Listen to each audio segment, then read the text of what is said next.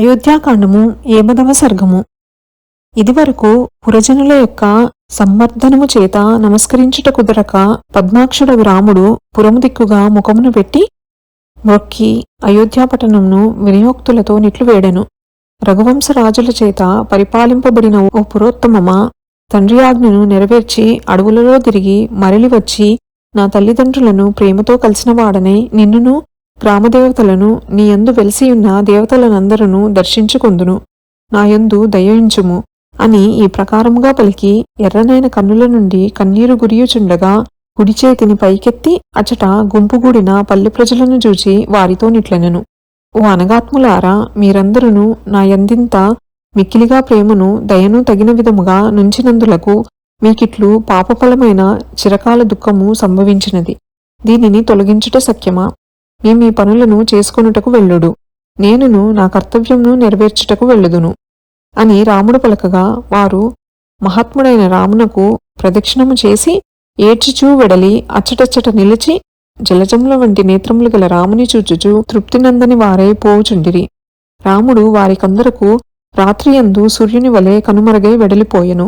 ఈ ప్రకారముగా వెళ్ళుచు కౌసల్యాకుమారుడు ధనధాన్యములతో నిండినదియు దానధర్మములు తెలిసిన జనులతో కూడినదియు అందమైన భోగభాగ్యములతో నొప్పుచున్నదియు ఎక్కడ నుండి భయములేనిదియును మిక్కిలి అందమైనదియును దైవమందిరములతోనూ యాగయూప స్తంభములతో కూడినదియు గున్నమామిడి తోటల ఎందములు గలదియు జలములతో నిండియున్న సరోవరములు గలదియు సంతుష్టితోనూ సంపదలతోనూ నిండియున్న పట్టణములు గలదియు ఆలమందలు వేలుకు వేలు గలిగి యొప్పుచున్నదియు బ్రాహ్మణుల యొక్క వేదఘోషములతో పవిత్రమైనదియు శుభకరమును చక్రవర్తులచే చూడదగినదియూ నగు కోసల దేశమును చూచుచు మధ్య మధ్య కనిపించు ఉద్యానవనములను దాటుచు ధీరోత్తముడగు రాముడు రాజులు అనుభవింపదగిన రాజ్యమును వీడి వెళ్ళెను.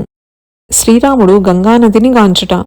ఆ విధముగా వెళ్ళుచు సూర్యవంశ శ్రేష్ఠుడగు రాముడు సంతోషముగా నిరంతరములగు తరంగములతో నుప్పొంగుచున్నదియు మంగళకరమగు జలములతో కూడినదియు మహర్షులచే సేవింపబడినదియు పరిసరములందు ఋష్యాశ్రమములు గలదియు అప్సర స్త్రీల చేత సేవింపబడిన సుందర జలపక్షుల కలరవములతో ప్రకాశించడు జలాశయములు గలదియు నరుల యొక్క పాపములను సంసార భయమును నశింపజేయునదియు శుభములను కలిగించునదియు నగు గంగానదిని చూచెను. ఆ నది లీలగా విహరించుచున్న దేవకాంతలు గల పర్వతములతోనూ ఉద్యానవనములతోనూ ప్రకాశించుచుండెను. నీటి యొక్క ఒరవడి శబ్దములనెడు అట్టహాసము గలదియై ప్రకాశమైన నురువనెడు నవ్వుగలదియై ఒక్కచోట ప్రవాహమై ఒక్కచోట సుడులు గలిగి ఇంకొకచోట గంభీరముగా కదలికలేనిదై వేరొక్కచోట అతివేగంగా ప్రవహించుచు ఒక్కొక్క చోట గొప్పదైన ఘోషము గలదై దేవతల సమూహములతో నిండినదై ఒక్కొక్క చోట నిర్మలములైన కమలములు గలది అయి వేరొక చోట వికసించిన కలువలు గలదై ఒక్కొక్క చోట విశాలమైన తెల్ల ఇసుక తిన్నెలు గలదై ఒక్కొక్క చోట దివ్యములైన హంసల బెగ్గురుల చక్రవాకముల కలధ్వనులు గలదై ప్రకాశించుచుండెను. ఇంకను ఆ నది ఒక్కొక్క చోట గట్లు మీద గల చెట్ల వరుసలు సుకుమారములైన హారలతలు కాగా ఒక్కచోట క్రొత్తగా వికసించిన నల్ల కలువలతో గప్పబడినదై వేరొక చోట తెల్ల కలువలతో ప్రకాశించినదై మరియొక చోట అనేక విధములైన పుష్పముల యొక్క పరాగములతో నిండినదై ఒక్కొక్క చోట నిర్మలమైన అద్దం వలె నిగనగలాడుచున్నదై ఒక్కొక్క చోట దిగ్గజములను అడవి ఏనుగులను దేవతల వాహనములను శబ్దించుచున్న అడవులతో గూడి రత్నభూషములను ధరించిన స్త్రీ అనున్నట్లుగా నొప్పుచు కన్నుల పండువు చేయుచుండెను.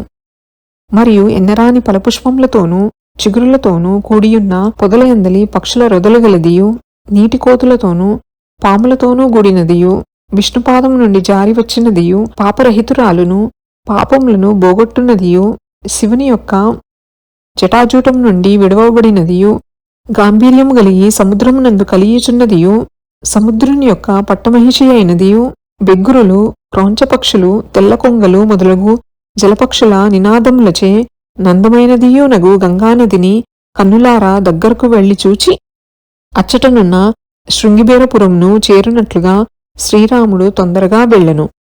శ్రీరాముడు గంగాతీరంబు చేరుట. ఓ సుమంత్ర, అందమైన తరంగములతో నిండుగానున్న గంగానదిని చూచితివా? సూత, ఇప్పుడు మనమిచ్చట నిల్చుట అనుకూలముగా నుండునుగాన వీలైన చోట రథమును నిలుపుము. అదిగో చూచితివా, దగ్గరలోనే వికసించిన పువ్వులు గల కొమ్మలతో నొప్పుచున్న గార చెట్టు. ఇక నెమ్మదిగా అచ్చటికి తేరు నడుపుము, అచ్చట నుందము. దేవతల చేతను, దానవుల చేతను, మానవుల చేతను సేవింపబడునదియు, మచ్చికతో తిరుగు మృగముల చేతను, పక్షుల చేతను ఒప్పుచున్నదియునగు గంగా నక్కడి నుండి బాగుగా చూడవచ్చును అని శ్రీరాముడు చెప్పగా, లక్ష్మణుడును ఒప్పుకొనగా, సూతుడు రథమును తొందరగా ఆ ఇంగువీ వృక్షము చేరునట్లుగా తోలెను. అక్కడ మువ్వురు దిగిరి. తరువాత సుమంత్రుడును రథము నుండి గుర్రములను విప్పి వానికి నీరును మేతయును బెట్టి ఆ చెట్టు యొక్క దట్టమైన నీడను విశ్రమించియున్న రాముని యొద్దకు చేతులు జోడించుకుని వెళ్లి నిల్చెను. అప్పుడు రామచంద్రునకు ప్రాణస్నేహితుడును, నిషాద కులమున పుట్టినవాడును, గొప్ప బలగము గలవాడును, మొక్కవోని పరాక్రమము గలవాడును, బోయల నాయకుడును అగు గుహుడు ఈ విధముగా రాముడు చెట్టు నీడనుండుట విన్నవాడై వృద్ధులను, హితులునూ అగు మంత్రులు మొదలగు వారితోడను, బంధువులతోడను కూడినవాడే వచ్చుచుండెను. గుహుడు శ్రీరాముని దర్శించుట. వచ్చుచున్న ఆ గుహుని దూరం నుండియే చూచి సంతోషంతో పొంగిపోవుచు శ్రీరాముడు సీతతోడను లక్ష్మణునితోడను కూడా అతనిని సమీపింపగా, రాముని యొక్క వేషమును చూచి అతడు మిక్కిలి దుఃఖమును పొందినవాడై చేతులతో గ్రుచ్చి కౌగలించుకుని ప్రేమతో ఇట్లనెను: ఓ రామచంద్ర, అయోధ్య ఎట్టిదో ఈ పట్టణం కూడా నీకు అట్టిదేయని మనసులో తలంపుము. నన్నేమి చేయుమందువో చెప్పుము. ఓ సచ్చరిత, ఇట్టి ప్రియుడైన మనస్సునకు నచ్చిన అతిథి లభించుట శక్యమా? నేనెట్టి పుణ్యములు చేసితునో గదా అని పలికి అనేక విధములైన ఎన్నములను, మంచి రుచి కలిగిన పానకములను, అర్ఘ్యములను తీసుకుని వచ్చి అక్కడ నుంచి వినయంతో శిరస్సును వంచి మరలనిట్లనెను: ఓ శ్రీరామచంద్ర, నీకు స్వాగతము. దేవా, ఈ సమస్త భూమండలము నీదే సుమా. మేము నీ భృత్యులము. ఓ నిర్మలాత్మ, మమ్మందరను నీ సేవకు వినియోగించుకొని ఈ రాజ్యం నేలుకొనుము. ఇవే భక్షములును, భోజ్యములును, లేహ్యములును, పానీయములును, ఇవియే శయ్యలు. గుర్రములకు మేత ఇదుగో. కావలసినవన్నీయు నన్ను అనుగ్రహించి వేగముగా స్వీకరింపుము. స్వచ్ఛమైన భక్తితో గుహుడు చెప్పిన ఆ మాటలను విని రాముడిట్లనెను: ఓ మిత్రమా, నీవు రాజువై ఉండి కూడను కాల్నడకతో వచ్చుట చేతను, ప్రేమతో మాటలాడుట చేతను సంతుష్టుడనైతిని. నీవు చేసిన సపర్యలన్నీయు నాకు చెందినట్లే. వినుము. ఇంత ఎందులకు ఏమీయూ వెలితిలేదు సుమాయని తన బలిసిన బాహువులతో అతనిని బిగ్గరగా కౌగిలించుకొని ఇట్లు పలికెను: నా భాగ్యము చేత బంధువులతో కూడియున్న నిన్ను ఆరోగ్యవంతుని నేడు చూచుట సంభవించినది. ఓ చెలికాడా, మన స్నేహితులందరూ సుఖముగానున్నారా? నీ ధనములను రాజ్యమును భద్రముగానున్నవి గదా. ఈ సమస్తమును నా కొరకై సమకూర్చితివని ఎరుగుదును. మిత్రమా, ఎంతయో సంతసించితిని. ఇది కాఠిన్యముగా నీ మనస్సునందు తలంపుకుము. ఇందులో నొకటైనను తీసుకొనుట భావ్యము కాదు సుమా. సుఖములన్నింటినీ విడిచి వనములకు వెళ్ళుచున్న నాకివన్నీయూ నెందులకో చెప్పుము. మిత్రమా, నారచీరలను కృష్ణాజినమును నెల్లప్పుడూ ధరించుచు ఫలములను దుంపలను ఆహారముగా గొనుచు మౌనిగా వనములందు సంచరించుటకే వెళ్ళుచున్నాను సుమా. మిత్రమా, గుర్రముల మేతయగు గడ్డి ఒక్కటియే కావలేయును. పరమ పవిత్రుడా, నీవు దానిని సమకూర్చుట చేత 1000 విధములుగా నన్ను గౌరవించినట్లు తలంతును సుమా. ఈ అశ్వములు దశరథ మహారాజునకు మిక్కిలి ఇష్టమైనవిగాన నీవి గుర్రములను తృప్తిపరచుట చేత నన్ను పూజించినట్లుగానే మోదమును పొందేదను సుమా.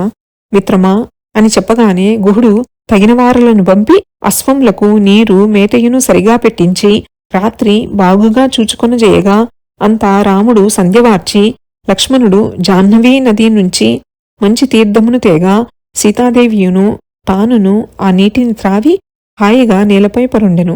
అప్పుడు అన్నకు పాదములు గడిగి తడియొత్తి వెళ్లి లక్ష్మణుడు చెట్టుమొదట కూర్చుండగా ఆ గుహుడును సుమంత్రునితో గూడి వచ్చి రాముని యొక్క సద్గుణముల ఉన్నతిని గూర్చి ముచ్చటించుకొనుచు ప్రేమాతిశయంతో ధనుస్సునందు బాణమును సంధించి పట్టుకుని రెప్పవేయకుండగా ఆ రాత్రియందు రామచంద్రుని కాచుకుని ఉండెను. ధీమంతుడును, కీర్తిగలవాడును, దయయే అలంకారముగా గలవాడును, మహాత్ముడును, కష్టముల నెరగనివాడును నగు ఆ రాజకుమారుడు భూమిపై శయనించియుండగా ఆ రాత్రి మెల్లగా గడిచెను. అయోధ్యాకాండము 7వ సర్గము సంపూర్ణము. శ్రీరామచంద్ర ప్రసాద సిద్ధిరస్తు. శ్రీ జగన్మాతార్పణమస్తు. శ్రీ శ్రీ శ్రీ. నమోస్తు రామాయ సలక్ష్మణాయ, నమోస్తు దేవ్యై జనకాత్మజాయై, నమోస్తు వాతాత్మ భువేవరాయ, నమోస్తు వాల్మీక భవాయ తస్మై. శుభం భవతు.